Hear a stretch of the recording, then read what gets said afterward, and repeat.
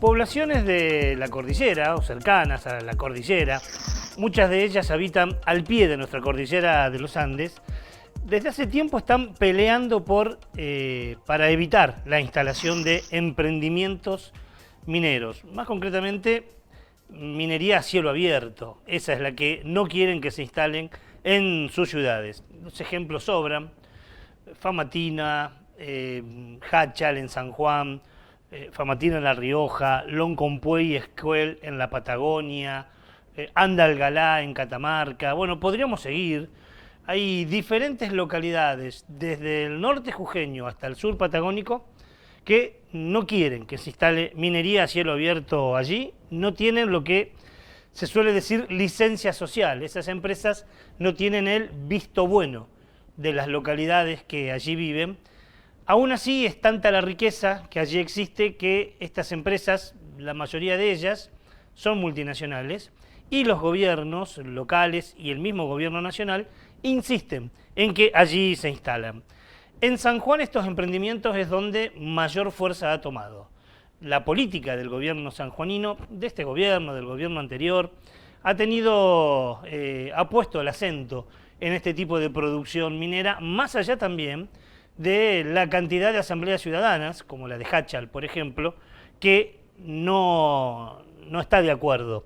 Movilizaciones, plebiscitos, instalaciones de carpas que llevan más de 4 años en algunas plazas, demuestran palpablemente que la gente dice: no queremos minería a cielo abierto, contaminan nuestro agua, tenemos poca agua y el agua vale más que el oro. Algunas de las consignas que se conocen de estos lugares.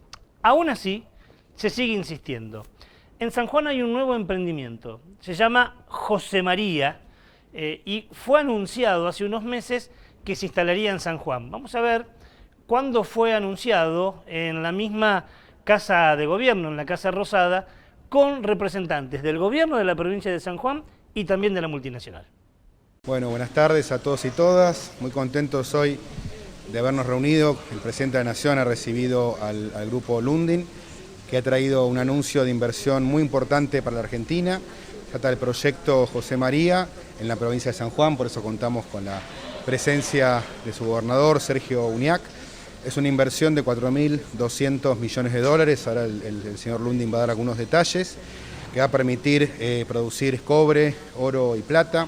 Tengamos en cuenta que el cobre es un mineral central para lo que viene en el mundo, para lo que tiene que ver con la revolución verde, para poder producir vehículos eléctricos que utilizan entre 5 y 6 veces más cobre que un vehículo convencional. Así que es una inversión importantísima para la Argentina, por su monto, por el impacto que va a tener. Se inicia la construcción en los próximos meses con una inversión de 3.100 millones de dólares que va a generar en el año 2026, que empieza la producción, luego de otra etapa de construcción, un nivel de exportaciones de 1.700 millones de dólares por año. Es decir, que son inversiones que van a tener un impacto muy significativo, que nos ayudan a la Argentina a resolver temas productivos y temas macroeconómicos de manera simultánea. Así que bueno, la verdad que muy agradecidos con el grupo Lundin, complacidos de estar en este anuncio de inversión que ha sido, por supuesto, muy bien recibido por el presidente de la Nación, Alberto Fernández. Ahí estaba el anuncio, esto fue hace muy pocos meses atrás. Quien va a hacer la explotación es una multinacional canadiense que se llama Lundin, así es su nombre. Sería en el departamento Iglesias, que es donde está ubicado justamente la localidad de los amigos de Jáchal No Se Toca, y lo que quieren extraer es cobre, oro y plata. Lo que se conoce, lo que se sabe es que sería un emprendimiento de rapidísima recuperación, que al poco tiempo de comenzar las exploraciones ya tendrían recuperación de lo teóricamente invertido. Con nada de riesgo, porque se sabe que es una zona que en el subsuelo tiene muchísima riqueza. Mire, lo voy a leer para no equivocarme, pero redondeando en números, se podrían llevar algo así como 135.000 toneladas de cobre, 230.000 onzas de oro, más de 1 millón de onzas de plata. Todo eso que sacan generando un pasivo ambiental muy grande en estas zonas, todo se va afuera y en el mejor de los casos, dejan una regalía, un impuesto del 3%, o sea, el 97% de la riqueza del subsuelo se va del país. Como contrapartida, durante 20 años, que es lo que se calcula que tendría esta explotación, producirían algo así como 150.000 toneladas de roca triturada por día. Eso es lo que harían para poder sacar la riqueza del subsuelo, destruyendo esa escenografía, esa bellísima foto que significa la cordillera de los Andes, o una parte de ella obviamente, y generando además un pasivo ambiental fenomenal.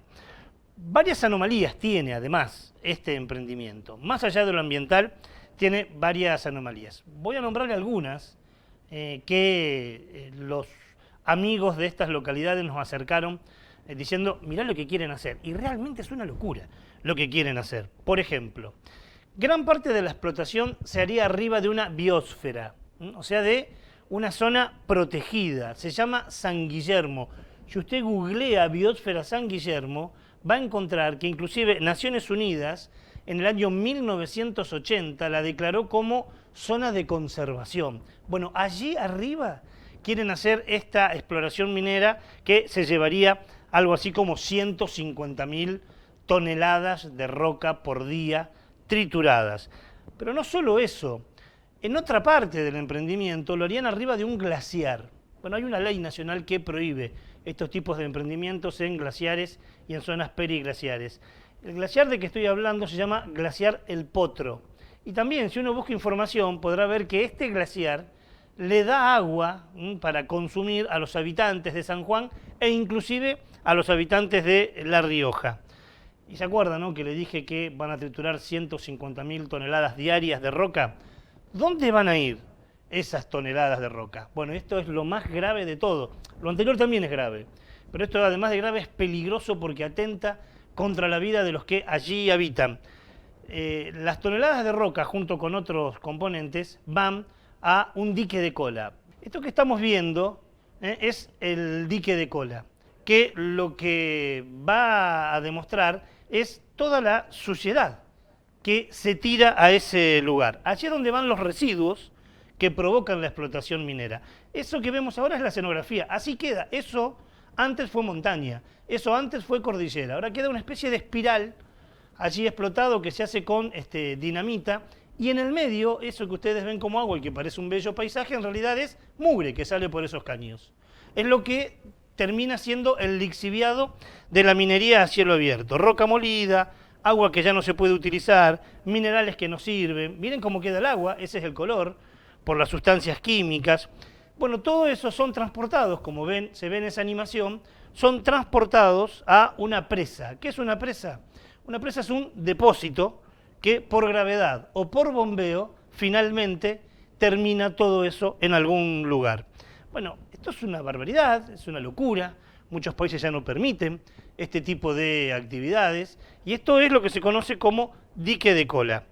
Hay accidentes en el mundo que han provocado estos tipos de diques por cómo están construidos, cómo y por la cantidad de basura que llevan.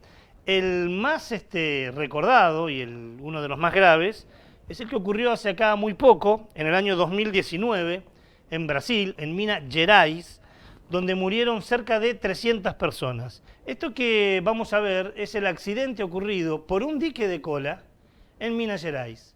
Ahí estamos viendo cómo ha desbordado lo que estaba en el dique y empieza a invadir otras zonas naturales de esa localidad de Minas Gerais y empieza a arrasar todo. A la izquierda de su pantalla hay una casa que finalmente va a sucumbir frente a lo que el dique de cola expulsa, y eso va a continuar, inclusive va a pasar por debajo de un puente. Estas son imágenes de Minas Gerais, de un lugar de Brasil, cuando el dique de cola explota y genera esto que genera. Ahí vemos cómo acude todo eso que estaba y que por bombeo era transportado, pasa por debajo de un puente e inclusive a la derecha de su pantalla se ven algunos autos y hasta un tren que tiene que escapar de este terrible accidente que en el 2019 se vivió en Minas Gerais, Brasil, por un dique de cola parecido a este. Dije parecido a este, en realidad no es parecido a este. Porque este, que se quiere construir en San Juan, que quiere construir el emprendimiento José María, es 3 veces más grande que el que nosotros acabamos de ver en Brasil, en Minas Gerais. Como colofón de esto, que es gravísimo, es que el estudio de impacto ambiental indispensable por ley en la Argentina, que debe hacerse antes de un emprendimiento de estas características, ¿sabe quién hizo el estudio de impacto ambiental? La misma empresa. ¿Usted se imagina a la empresa haciendo un estudio de impacto ambiental diciendo no es conveniente hacer este emprendimiento? La misma empresa hizo el estudio de impacto ambiental. La provincia lo aceptó, dijo, bueno, no hay peligro, metámosles para adelante. Hagamos esta instalación porque el estudio que hizo la misma empresa dice que no hay problemas. Afortunadamente varias instituciones levantaron la voz. Una de ellas es el INPRES, que es el Instituto Nacional de Prevención Sísmica. Dice, por favor no lo hagan, donde quieren instalar esta minería a cielo abierto hay una falla geológica. No olvidemos que San Juan en Caucete sufrió el terremoto más importante de la historia de la Argentina. Bueno, en una falla geológica se quiere hacer este tipo de movimientos. El Instituto Nacional del Agua, el INA, tampoco lo aprobó porque dice no pueden hacerlo encima de los glaciares y de los ambientes periglaciales.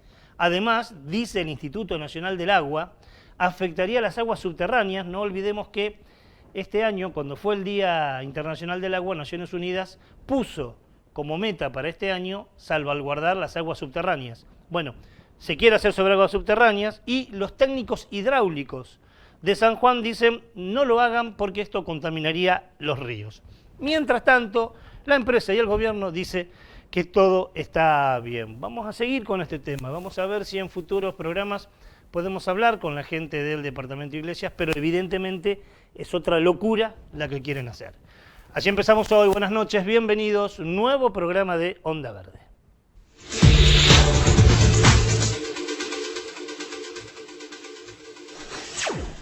Bueno, así comenzamos el programa de hoy con este comentario editorial de algo que está pasando aquí en nuestro país. Vamos, como decíamos, vamos a continuarlo, vamos a seguirlo, vamos a ver qué sucede, pero es una locura. Porque además de generar un pasivo ambiental muy grande, no genera desarrollo económico, no garantiza riqueza para el país porque se llevan casi todo. La única explicación, y uno a veces tiene miedo de decirlo, ¿no? Pero la única explicación es que acá haya algún acto de corrupción por lo cual los gobiernos dicen apostemos a este tipo de emprendimientos porque no puede entenderse de ninguna manera. Si esto es grave, vamos a seguir con noticias lamentablemente tristes de la semana. Tenemos de las otras también, pero se nos prende la primera luz del semáforo, la luz roja. Mala noticia de la semana y por eso voy al encuentro de Lucía. ¿Cómo va, Lucy? Buenas noches, Ricardo. Exactamente, la luz roja, la mala noticia de la semana, que bueno, tiene que ver en este caso con el cambio climático, cómo afecta directamente al hielo de la Antártida que está en su mínimo histórico. Te cuento que en febrero el continente alcanzó esta superficie de agua más reducida desde hace 10 años y bueno, a su vez hay datos satelitales que aporta la NASA que muestran cómo la pérdida de la superficie de hielo es cada vez más rápido, es 3 veces más rápido que en los 90. El informe que explica la NASA tiene que ver con que la reducción del hielo marino es récord, desplazando el número que había alcanzado en marzo de 2017, que en ese momento se habían registrado 2,1 millones de kilómetros cuadrados y el nivel captado en este 2022 cayó a 1,9 millones de kilómetros cuadrados. Así que bueno, hay que tener en cuenta que el deshielo puede ser a causa de lo que se llaman carbones negros, que bueno, son estos, los que producen los aviones, los barcos y también las cuestiones que tienen que ver con el turismo en esa zona. Nunca hubo tan poco hielo como hay hoy en la Antártida. Exactamente. Nunca en la historia hubo tan poco hielo. No, y además que son 3 veces se va perdiendo más rápido la masa de la superficie, así que la verdad que es preocupante. Entre otras cosas, producto del calentamiento global, ¿no? Totalmente. Se va calentando y cada vez se derriten más los cascos polares. Exactamente. Mala noticia la que nos plantea Lucy, la luz roja. Tenemos de las otras noticias también. Vamos a abrir las puertas de una sección nueva que tenemos este año y que hemos llamado Marcas.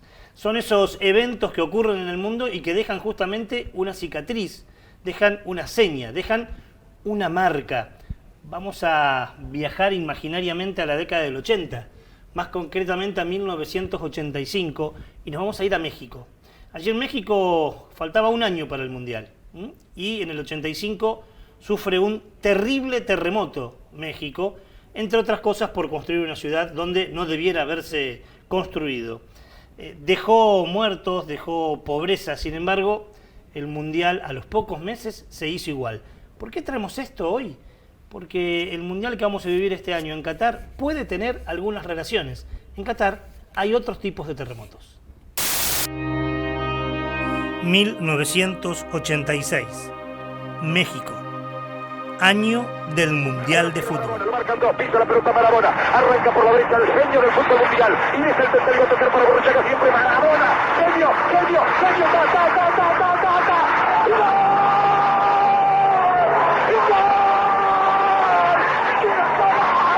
Pero antes, la tierra estremeció. En 1985, para lo único que estaba preparada la Ciudad de México era para terminar los estadios del Mundial de Fútbol del año siguiente. Todos esperaban ver brillar a Maradona, pero antes, un 19 de septiembre, la tierra tembló. El epicentro se localizó en el Océano Pacífico, frente a la costa de Michoacán. Pero una combinación extraña del movimiento de las ondas sísmicas y la propagación de la energía condujo a que el lugar de mayor conmoción fuese el Distrito Federal. Ninguno de los entonces 10 millones de habitantes de la capital mexicana es capaz de olvidar lo que se sintió ese día a las 7:19 de aquella mañana de otoño. Un temblor de 8.1 grados en la escala de Richter dejó una estela de muerte, dolor y escombros. El temblor duró 2 minutos, pero pareció una eternidad. Provocó la muerte de al menos 20.000 personas, aunque el gobierno solo reconoció 3.000. Además, 800 edificios se derrumbaron, 250.000 casas quedaron completamente destruidas, 1 millón de personas debieron abandonar sus hogares dañados, 250 construcciones fueron severamente afectadas y los daños materiales se contaron por miles de millones. Lo sufrido fue equivalente a más de 1.000 bombas atómicas y la destrucción de la Ciudad de México fue correspondiente a semejante impacto. Sacar todos los escombros llevó 10 años de trabajo. Hasta una década más tarde continuó esa remoción de escombros. Un desastre es un episodio social detonado por un evento natural. Si bien México no tiene historia de temblores, nada justifica la tremenda anomia del Estado, puesta al desnudo en el momento de desatada la tragedia. Recién un año más tarde se crearía el Sistema de Defensa Civil y solo una década después el Fondo Nacional de Desastres. El sismo de 1985 confirmó lo que la literatura científica había empezado a escribir después que se devastó Managua en 1972. El terremoto confirmó lo que se sabía. El Distrito Federal se emplaza sobre un lago desecado que por su suelo poroso provoca el hundimiento de la ciudad. Este fue un elemento que favoreció que los daños se concentraron en su ejido urbano. La ausencia hasta ese momento de la normativa antisísmica en la construcción de las viviendas hizo el resto.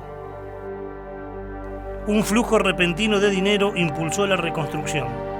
El Mundial debía hacerse sí o sí y convertir en pasado el terremoto. Poderoso caballero es don dinero, dice el romancero español, y el fútbol sabe y mucho de eso. En este año tenemos otro mundial, el de Qatar. Y si bien en ese lugar la tierra no tiembla, existen otros terremotos. 2 millones de trabajadores migrantes procedentes de Bangladesh, India y Nepal trabajan en condiciones de esclavitud en la construcción de rutas, vías de ferrocarril, estadios, hoteles y centros de convenciones.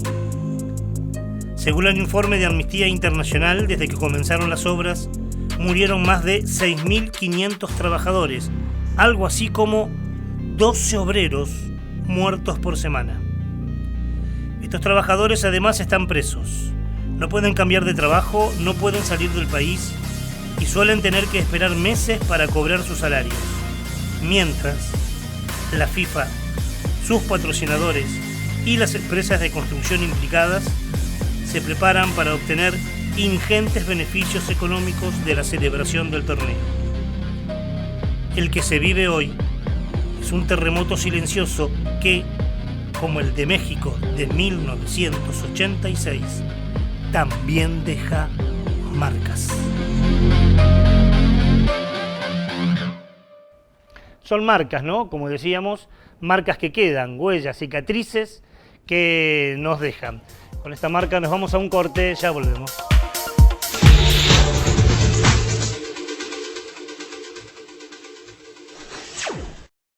La democracia se construye desde el diálogo y la participación.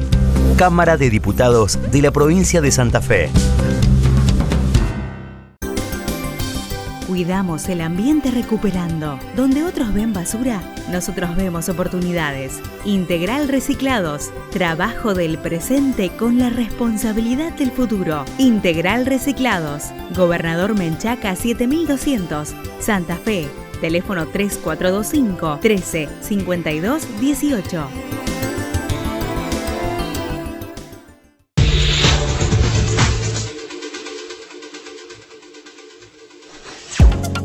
Hace un par de semanas atrás, en la estación Belgrano, ahí en la ciudad de Santa Fe, la vieja estación Belgrano, se llevó a cabo un emprendimiento muy interesante. De hecho, en el programa anterior les mostramos algunas imágenes y algunas entrevistas. Aprovechando esa conmemoración que se hace del Día del Planeta, la Municipalidad de Santa Fe, y nos parece que fue una buena idea, juntó a ciudadanos, a emprendedores, comerciantes, artesanos, ciudadanos que pasaban para allí para conocer, y les dijo, che, ¿por qué no discutimos otra manera de producir? ¿Por qué no discutimos también otra manera de generar energías que sean más limpias, que sean renovables? Estuvimos allí, pasamos algunas entrevistas en el programa anterior, queríamos completar algunas de ellas. Vamos a ver y a escuchar a Camila Pico, que es una emprendedora, joven emprendedora santafesina, diseñadora industrial, que trabaja con el plástico y que recupera el plástico. Vamos a ver también a Paco Garibaldi, concejal él, desde que es diputado y ahora que es concejal, siempre estuvo muy ocupado y preocupado y es autor, de hecho, de varias normativas para recuperar los residuos electrónicos. A Valeria López del Sar, que es concejala, para que nos diga qué pasa con las energías renovables en la ciudad de Santa Fe. Y finalmente entrevistamos al intendente de la ciudad, a Emilio Jatón, que da anuncios interesantes.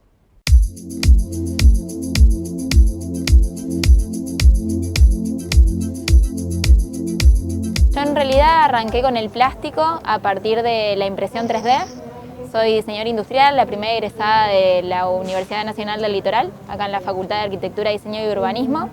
Y ahí me acerqué a lo que es la impresión 3D, que es esta tecnología que trabaja con plástico, trabaja a partir de un filamento, va depositando material a medida que necesita, pero si bien no genera tanto desperdicio como otros procesos, a veces hay piezas que salen mal, a veces no nos gustó el diseño o lo usamos para prototipar y ese prototipo ya queda obsoleto porque hubo un superador. Entonces todo ese plástico de pruebas y demás, yo en un principio lo empecé a acumular hasta que llegó un punto que dije, bueno, hay que hacer algo con todo esto, como decís. Y bueno, en mi caso lo que hice fue agarrar todo este residuo de impresión 3D y desarrollar una línea de accesorios en un principio que se denomina Apsura.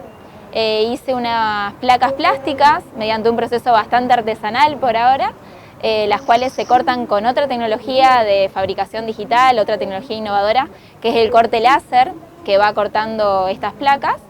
Y tengo la línea de accesorios y una línea de juegos que está en el Molino, en la fábrica cultural acá del Molino, en Boulevard, y una línea también de llaveros y demás, que retomando un poco esto de la impresión 3D, también lo continué. De hecho, también doy cursos y capacitaciones de impresión 3D y venta de equipos, insumos, y todos mis clientes me traen este residuo. Entonces no solamente reciclo mi propio residuo, sino que también de otras personas que me lo traen y a veces hacemos intercambio de accesorios y demás. Otro proyecto que surgió a partir de un laboratorio de innovación en el 2019 en Costa Rica. Nos juntamos con varios también diseñadores industriales, personas de distintos, era interdisciplinar. Nos juntamos 10 personas en el equipo y empezamos a evaluar qué se podía hacer para colaborar con el medio ambiente justamente y a reaprovechar los residuos plásticos. Y surgió un proyecto que se llama Ecomorfosis, en donde no nos dedicamos solamente a reciclar un material en sí, un tipo de plástico, sino que entendimos que el problema iba más allá, que teníamos que generar educación ambiental. Entonces desarrollamos todo un sistema educativo para chicos, para escuelas primarias, en donde es una pequeña estación de reciclado, o sea, a baja escala. Mostramos a partir de un mini laboratorio para llevar a las escuelas, les mostramos con las tapitas plásticas, por ejemplo, cómo pueden transformarla en fichas, en juegos, como para que entiendan la importancia de separar adecuadamente los residuos, ya sea en la escuela o en sus hogares, para que después obviamente esto se pueda hacer en las plantas industriales de separación y reciclado. Con el proyecto de Ecomorfosis, en pandemia, como no se podía usar este mini laboratorio, hicimos un juego de mesa. Entonces eso es un juego de mesa que se llama Guardianes del Litoral, en donde se trabajan conceptos de reciclado, de flora y fauna de acá de la región del litoral, los objetivos de desarrollo sostenibles. Es como un juego de la OCA que vas transitando, pero vas separando residuos porque te trae distintas fichas con residuos. Aprendes a separar adecuadamente los residuos y a partir de preguntas y respuestas, de tarjetas con preguntas, vas aprendiendo sobre nuestro entorno y cómo cuidarlo.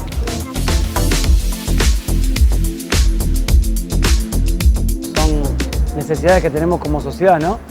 De repensarnos en nuestros consumos, en la forma de producir, la forma de vincularnos, en cómo ser más amigables con el ambiente, con el cuidado del planeta. Y hay cosas que hay que hacer cotidianamente todos los días y hay acciones que hay que mantener a lo largo del tiempo, que hay que pensar de manera global y actuar de manera local. Hay que pensar en cómo las acciones de las personas impactan en el planeta, cómo hay inequidades en el consumo de energía a nivel mundial, global, de distintos países, pero ¿qué podemos hacer acá, en el lugar chico que cada uno tenemos, en nuestra casa, en la ciudad y en definitiva en nuestro entorno? Las cosas complejas, yo siempre digo, lo que llevan es una necesidad de trabajo más sostenido en el tiempo, más profundo, pero no puede ser la excusa para no hacer, porque a veces pasa esto, ¿no? Esto es complejo, es grande, es difícil, entonces no se hace. Que sea complejo, grande y difícil implica que hay que avanzar, que va a ser por etapas, pero hay que ser muy serio. Sí, por supuesto se puede, desde los ámbitos públicos primero, para dar el ejemplo, para mostrar, para empujar, para incentivar, para sensibilizar. Sensibilizar también es una cuota muy importante en todo esto. Y a partir de allí acompañar a los privados, que los privados me refiero al sector privado, pero los particulares para que también puedan avanzar en este sentido. La verdad nos convoca a todos porque el tema del cuidado del planeta y lograr eficiencia energética y también hacer aportes para mitigar el cambio climático en esta ciudad, digamos, es algo que nos preocupa a todos y que nos tiene trabajando en estos temas de estrategias ambientales. Así que estamos trabajando en algunos proyectos que tienen que ver con adaptar el edificio del concejo con cubiertas naturadas o terrazas verdes, que eso aumenta, digamos, la eficiencia del edificio, sobre todo con los calores que azotan a Santa Fe. Y la verdad que, bueno, son distintas herramientas al alcance, digamos, de lo posible de adaptar un edificio público para optimizar su eficiencia energética. Lo estamos charlando con el presidente del Consejo, también para energía fotovoltaica, empezar a ver distintas opciones para el edificio público y esto, dar el ejemplo, digamos, empezar con los edificios públicos y después también ir convenciendo a los privados de que sí, puede ser una inversión inicial, pero a largo plazo es una inversión que impacta en un menor consumo, en un menor gasto del consumo de distintas energías. El 2022 ese es el desafío que tenemos, poner en marcha la economía circular en la ciudad, pero también trabajar sobre energías limpias. Cuando uno sigue la huella de carbono, no solamente son los colectivos, es cuando prendemos una luz, ya estamos generando huella de carbono y nunca la medimos. Nosotros cada vez que ponemos en marcha el municipio y encendemos todas las luces, estamos haciendo un impacto al medio ambiente. Vamos a empezar a medir nuestra huella de carbono en el municipio y vamos a empezar a medir la huella de carbono en otros sectores. Estamos trabajando en un proyecto para que Santa Fe tenga un sello de calidad de huella de carbono en la construcción. La construcción en el mundo, lo sabés, genera más del 30% de las huellas de carbono y nosotros queremos ser la ciudad de la República Argentina que tenga un sello para decir la construcción, huella de carbono cero. Estamos trabajando también en eso. También tenemos que empezar a discutir en la ciudad de Santa Fe la responsabilidad de cada uno, de aquellos que fabrican PET y no se hacen responsables de sus PET, de aquellos que hacen plástico todavía no se hacen responsables de los plásticos. La responsabilidad es de todos, no es solamente de los estados. El planeta es la casa de todos, como dice el Papa, y lo tenemos que cuidar entre todos. Ya no hay más tiempo, no hay más tiempo. El planeta está gritando que trabajemos para eso. Y el trabajo empieza en cada uno de nosotros. La posibilidad colectiva empieza por lo individual, desde que nosotros tiramos en la bolsa de basura sin saber lo que hay adentro, hasta cuando nos decidimos separar húmedos de secos y separar los cartones. Empieza por uno, no hay más tiempo. Esto es una muestra que hay muchas cosas que se hacen, pero hay muchas cosas que podemos seguir haciendo. Aplaudimos esta iniciativa. Fue una muy linda tarde, estuvimos toda la tarde y seguramente fue el primer eslabón de una cadena de acciones que vendrán, o el puntapié inicial de actividades que seguramente surgirán. Se habló mucho sobre energías renovables o energías limpias. Ese día todas las transmisiones que hicimos nosotros, tanto esta como la de un programa de radio que también tenemos, lo que cada stand de ese lugar fue alimentado con energía solar. Lo que queda claro y demuestra que es posible, que se puede. Hay que tener, en este caso, voluntad política. Y hablando de voluntad política, felices también porque nos dijeron que en poco tiempo, tanto el Palacio Municipal de Santa Fe, que tiene más de 12 o 13 pisos, más el Consejo Deliberante, gran parte de su actividad va a ser alimentada con energía solar, con energía limpia, así lo que nos pareció una buenísima, pero buenísima idea. Tenemos una efeméride, queremos recordar, nos vamos un poco al pasado, nos vamos un poco atrás, pero miren las cosas, los caprichos a veces del almanaque. Nos unió 3 hechos en estos últimos días. Y los 3 hechos están protagonizados por mujeres. En nuestras efemérides de hoy, 3 mujeres, científicas ellas, defensoras y luchadores por el medio ambiente, honran este presente, el pasado y el presente, con cara y con voz de mujer. Rachel Carson nació en 1907 en Springdale, Pensilvania. Su infancia transcurrió en una pequeña granja junto a 2 hermanos mayores. De su madre, heredó el amor por la naturaleza. Rachel era una gran lectora, sobre todo de libros que hablaran sobre el mar, y su interés por escribir también se manifestó tempranamente. Tenía apenas 10 años cuando se publicó su primer cuento. A pesar de su condición humilde, ingresó a la universidad. Con el afán de convertirse en escritora, comenzó a estudiar literatura. Pero luego, su inclinación por el mundo natural hizo que se cambiara a biología, título que consiguió en 1929. Obtuvo una maestría en zoología y realizaba un posgrado en biología marina cuando algunos problemas familiares interrumpieron sus estudios. En su trabajo para el Servicio de Pesca de Estados Unidos, escribió guiones de radio para el programa Romance bajo las aguas. Por su carrera como bióloga marina y como escritora, publicó artículos sobre la naturaleza y el mar en varios periódicos y en 1941 su primer libro sobre el mar, Bajo el viento oceánico. Unos años más tarde vendría El mar que nos rodea y The Edge of the Sea. Su talento le permitió tomar material científico seco y convertirlo en una lectura interesante y accesible al público en general.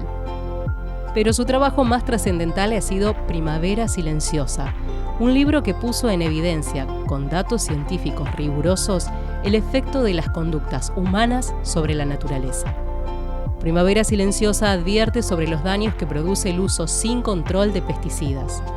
Explica cómo el DDT, que se aplicaba para controlar insectos, se acumula en otras especies y por su toxicidad las pone en riesgo. Este trabajo le valió terribles ataques de la industria agroquímica norteamericana y de parte de la comunidad científica que apoyaba al sector.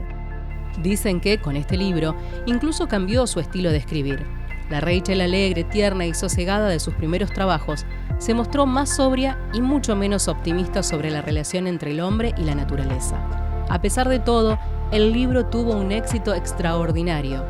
Cuestionó el paradigma del progreso científico estadounidense de posguerra y es una de las obras que inicia la primera ola ecologista contemporánea.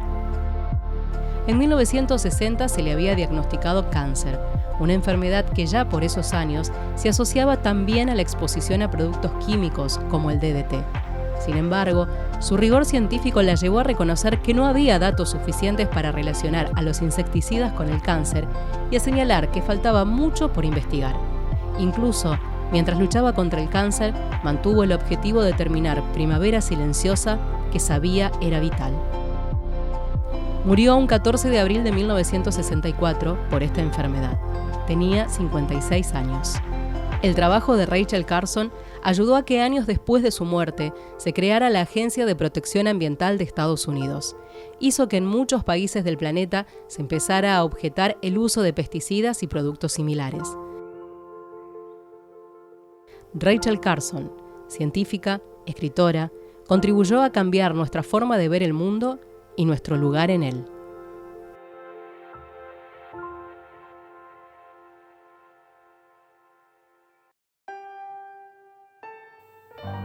Jane Goodall nació el 3 de abril de 1934 en Londres. Su infancia en la posguerra estuvo abonada por libros de cuentos como el del Dr. Dolittle o el de Tarzán de la Selva. A los 10 años ya había decidido que quería viajar a África y vivir con los animales salvajes. Su sueño se empezó a realizar a los 23 años, cuando viajó a Kenia y pudo trabajar con Louis Leakey, un antropólogo reconocido. Su maestro le dio la misión de investigar chimpancés salvajes en el bosque de Gombe, en Tanzania. Una oportunidad única, pero riesgosa para una mujer joven y sola. La idea se pudo concretar gracias al apoyo de otra mujer, la madre de Jane, quien se ofreció como voluntaria para acompañarla. Instalaron una carpa pequeña en la selva, se relacionaron con la gente local y allí Jane comenzó, en 1960, una tarea que duraba, teóricamente, 6 meses, pero que en realidad continúa hasta la actualidad.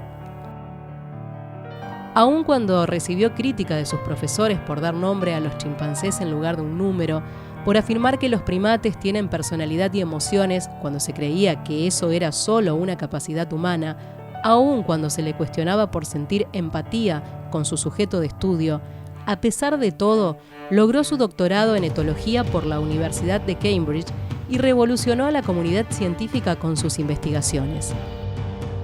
En 1977 fundó el Instituto Jane Goodall, que continúa la investigación en Tanzania y se extiende a la protección a escala mundial de los animales y su hábitat.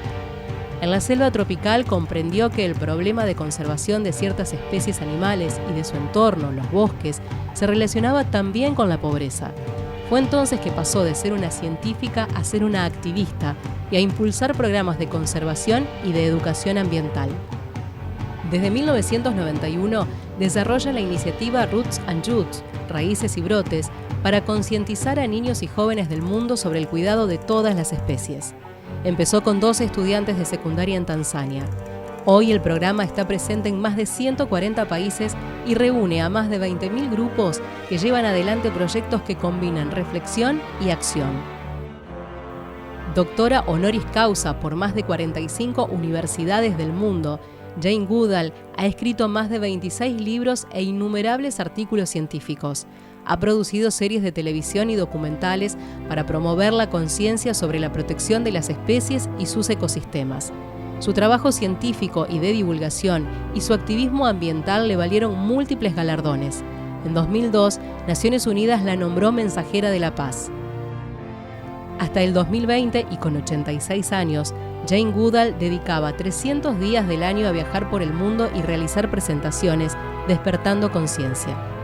Por la pandemia de COVID, decidió seguir con su mensaje al mundo en forma virtual, a través de charlas, entrevistas y podcasts. Se ha grabado leyendo libros infantiles para ayudar a las familias durante el confinamiento. Jane Goodall, conservacionista, mensajera de la paz, una de las mujeres científicas de mayor impacto en el siglo XX, sigue trabajando con el objetivo de conseguir que el planeta sea un lugar mejor para todas las especies.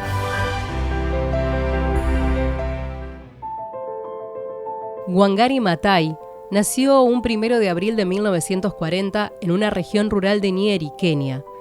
A diferencia de otras mujeres en esos años, en la Kenia colonial y viniendo de familia campesina, Wangari tuvo la suerte de estudiar, pero sin dudas fue su aptitud y sus calificaciones las que la ayudaron a conseguir una beca para continuar su formación en Estados Unidos en la década del 60 y más tarde en Alemania.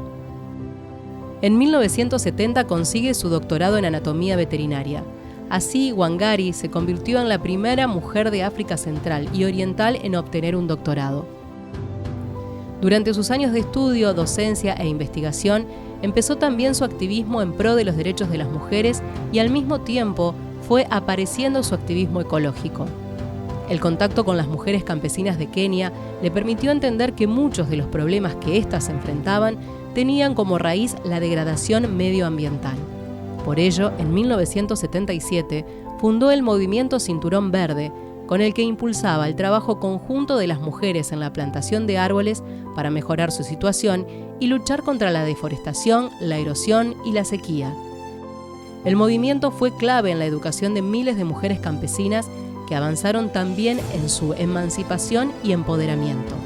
Y a Wangari se la empezó a llamar Mama Titi, mamá de los árboles. En la década del 80, a su activismo ambiental y por los derechos humanos, sumó la lucha en pro de la democracia. Había tomado conciencia entonces de que los problemas cotidianos de Kenia, hambruna, deforestación, especulación de la tierra, se vinculaban con los problemas políticos. En este punto, su lucha le valió persecuciones y varias visitas a la cárcel. Al mismo tiempo, se la descalificaba por ser demasiado educada, loca, difícil y demasiado fuerte para ser mujer. En 2002, en un escenario político diferente en su país, Wangari logra ser elegida miembro del Parlamento. Años más tarde, trabajará vinculada al Ministerio de Medio Ambiente y Recursos Naturales de Kenia. Su tarea como bióloga, ecologista y activista política hizo que en 2004 se le otorgara el Premio Nobel de la Paz. Fue también la primera mujer africana y la primera ambientalista en recibir esa distinción.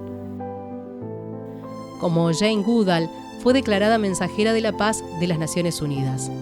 Sus galardones le permitieron hacer aún más visible su trabajo y el del movimiento Cinturón Verde, que siguió expandiéndose y plantando árboles por todo el continente africano. Cuando Wangari Maathai falleció en septiembre de 2011, se habían plantado en sus tierras más de 47 millones de árboles, gestionados por 35.000 mujeres africanas en más de 13.000 viveros. En los últimos años, el movimiento Cinturón Verde, su legado, consiguió superar los 50 millones de árboles plantados en Kenia y sigue trabajando en la educación y en la promoción de derechos. Wangari Maathai defendió la importancia de la educación para construir sociedades más democráticas, pero, como escribió en sus memorias, la educación no debería alejar a las personas de la tierra, sino inculcarles más respeto por ella. 3 mujeres, 3 historias, 3 luchas ejemplares.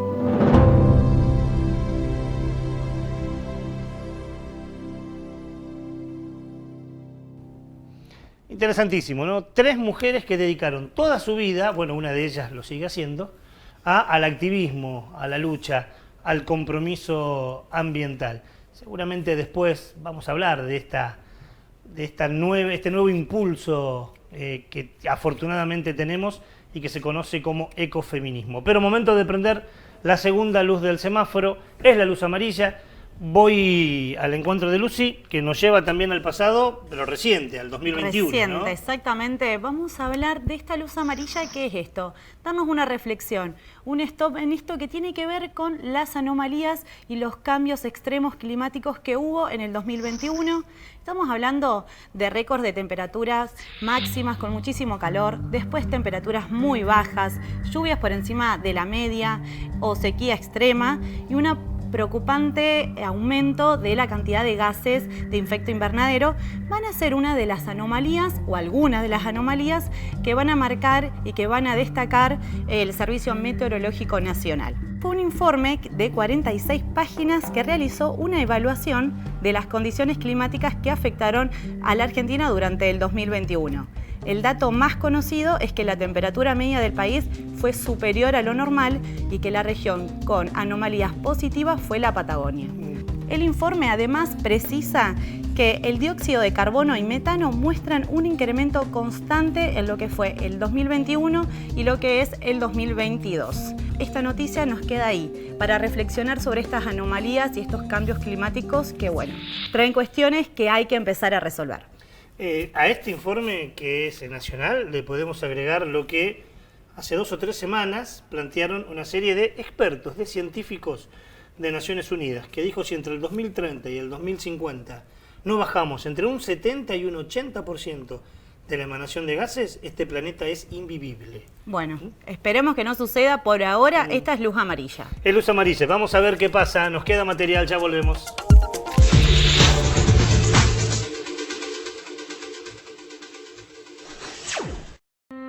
Logramos, a pesar de tiempos tan particulares, avanzar en consolidar una institución de puertas abiertas con un consejo más abierto, más transparente y más participativo. Mirá todo lo que hicimos en www.consejosantafe.gov.ar.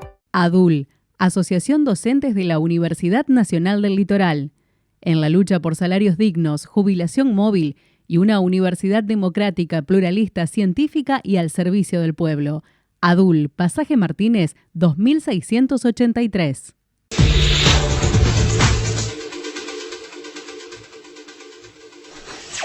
Tercer y último bloque del programa del día de hoy. Venimos con noticias no tan buenas, así que es oportuna que se prenda la luz verde, la buena noticia de la semana, que además es nuestra, es de nuestro país. Exactamente, se prende una gran luz verde porque en este caso el Ministerio de Ambiente de la Nación ratifica la prohibición de exportar trofeos de animales silvestres, autóctonos o en transición entre las jurisdicciones. La Secretaría de Política Ambiental en Recursos Naturales profundizó las acciones para la protección de la fauna silvestre en la Argentina, luego de haber detectado varias irregularidades respecto a los costos de caza.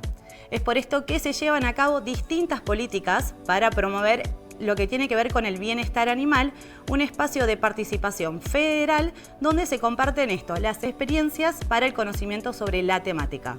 Lo importante es que acá también hay programas de conservación de especies autóctonas y uno muy interesante que me parece que está bueno resaltar es el proyecto de conservación de animales en extinción, como por ejemplo el caso del cardenal amarillo. Buenísimo, es una buena noticia. Los cotos de caza están en diferentes partes del país. Aquí en Santa Fe, sobre todo en la zona costera santafesina, hay montones. Los amigos de Capibara trabajaron mucho denunciando estos cotos de caza. Lugares donde el propietario alquila por día, temporariamente, sus terrenos para que, sobre todo extranjeros, sobre todo europeos, vayan a cazar indiscriminadamente como deporte. Bueno, está bueno esta medida de la Argentina de no se pueden llevar trofeos de animales silvestres autóctonos. Es un avance contra esta locura que son los cotos de caza, ¿no? Sí, sí. Por eso la buena noticia se prendió con esto. Muy bien, y ya que está Lucy acá, nos quedamos para empezar a transitar los recomendados. Tenemos culturales y naturales. Y en culturales tenemos dos. Vamos con el primero, porque hoy hablábamos, Alejandra Cavalier presentó una interesante efeméride sobre 3 mujeres como defensoras, activistas del ambiente, y el primer recomendado cultural tiene que ver con eso, ¿no? Exactamente. ¿Qué es el ecofeminismo? ¿Cómo surge? Bueno, de esto se trata este primer recomendado, que tiene que ver con los lineamientos científicos con perspectiva feminista. Y tiene que ver también con que comenzaron un largo camino de concientización sobre la relación entre feminismo y medio ambiente. Es un documental muy interesante para ver porque va a ser esto, una relación científica entre lo que tiene que ver con el feminismo y su rol en el medio ambiente. Es una charla, ¿no? Una charla virtual donde participan diferentes mujeres activistas del ambiente. Exactamente. Decíamos que teníamos dos. El segundo recomendado cultural tiene que ver con una de las mujeres que rescatábamos en las efemérides de hoy. Exactamente. En este sentido, como veníamos hablando de ecofeminismo, vamos a recomendar El viaje de Jane, que es un documental de la vida y obra de Jane Goodall, que es producida en Alemania y en Tasmania y fue seleccionada en 2010 para el Oscar como mejor documental. Así que para darle un cierre y para poder realmente entender lo que es el ecofeminismo, estos dos documentales son excelentes. Perfecto, también vemos un tramo de esto que nos sugiere Lucy, a ver si te despierta interés para luego verlo completo en tu casa. She does seem frail, but at the same time, she's tough as nails. I simply call her, she's a walking angel. I can sometimes recapture what it was like to sit here when I was a young girl. Everything I saw was new and exciting. This was when my dream began. I would grow up, I would go to Africa, I would live with animals, I would write books about them. If we are the most intellectual creature that's ever walked on the planet, how come we're destroying that planet? Now it was time for me to do something. We must learn to live in peace and harmony, not only with each other, but with the natural world. It's the young people who give me the most hope. We do have the time left. We all have to get involved. We all have to make little decisions in our daily lives. Never forget that every single day that you live, you make a difference, you impact the world. This is my hard work. Nosotros somos un programa que aborda temáticas ambientales, o como se dice correctamente ahora, socioambientales. Pero no podemos despejarnos de la realidad, de la coyuntura, del presente y tampoco de la historia. Se cumplieron 40 años del intento por recuperar Malvinas, de esa patriada loca llevada a cabo por la dictadura, de si algo faltaba para demostrar lo inhumano, lo cruel que fue aquel pseudo gobierno, solo hace falta ver lo que pasó en Malvinas, enviar a pelear a chicos de 18, 19 años, los mismos que ellos decían que no estaban maduros para votar, pero que sí los enviaban con un rifle oxidado, sin vestimenta ni alimento apropiado, a pelear contra uno primero y después dos de los imperios más poderosos del mundo. No queremos abstraernos de eso, más allá de que ya pasó una semana del 2 de abril, y por eso en los recomendados naturales hoy vamos a conocer un poco de Malvinas, ¿no? Exactamente, Ricardo. Vamos a hablar de las Malvinas, porque bueno, como vos decías, se cumplieron 40 años de esa nefasta decisión, con una guerra que va a dejar a todo un territorio nacional sin un patrimonio valioso como eran las Islas Malvinas. En este caso, las islas van a formar parte de tierras continentales, tienen cuerpos de agua dulce, islas oceánicas, costas marinas y mar argentino. La Guerra de Malvinas en 1982 cambió todo el ecosistema natural y devastó la armonía ambiental que hasta ese momento existía. Hasta el día de hoy existen riesgos en campos de minas, muchas de las especies autóctonas como la flora o como la fauna se extinguieron, nada de lo que se conocía antes de 1982 volvió a ser como es en la actualidad. Indispensable esto que recién planteábamos, ¿no? Recordar a 40 años Malvinas, poder descubrir ese escenario natural que tenemos. Mire, dicen los geólogos que las islas estaban en algún tiempo prendidas a nuestro continente, a nuestro territorio. Los movimientos geológicos hicieron esa separación. Por eso, todo lo que hay ahí, esa escenografía, es tan similar a lo que hay en el suelo argentino. Es cierto, el clima riguroso, los vientos, el frío, tienen una escenografía distinta a una parte del continente, pero similar a otra. Por eso están caros nuestros sentimientos, por eso está tan cerca nuestro y tan lejos del Reino Unido. Por eso añoramos, como dice Atahualpa Yupanqui, alguna vez recuperar esa hermanita perdida. Y hablando del Malvinas, nos vamos con un tema musical de un cantante argentino, ¿no? Exactamente, estamos hablando de Alejandro Lerner, que filmó en las Islas Malvinas una canción increíble que se llama Aquellos Otros, así que espero la puedan disfrutar. Como dice Lucy, con este tema musical, grabado de las mismas islas, nos vamos, nos encontramos la semana que viene. Gracias por todo. ¿A dónde se han ido los miedos? Los sueños y la libertad. ¿A dónde se ha ido el abrazo después de tanta soledad?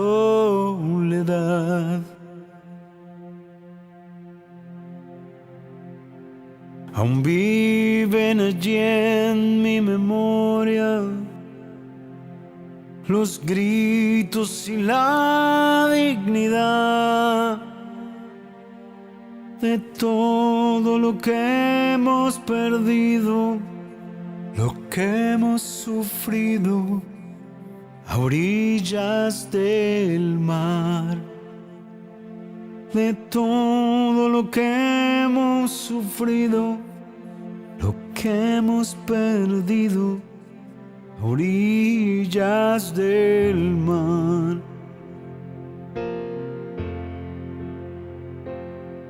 Y hoy canto para aquellos otros, para que no muera el recuerdo, aquellos que se fueron, aquellos que ya nunca volvieron, aquellos otros somos nosotros, aquellos que nunca volvieron, aquellos otros somos nosotros. Quisiera contarte mi historia y no sé por dónde empezar. Y aunque no me dé por vencido, no puedo dejar de llorar. Mi cuerpo no me lo han herido, tampoco me pude escapar, pero hay en mi alma un olvido que vino conmigo y ya no se va. Pero hay en mi alma un amigo que murió conmigo a orillas del mar.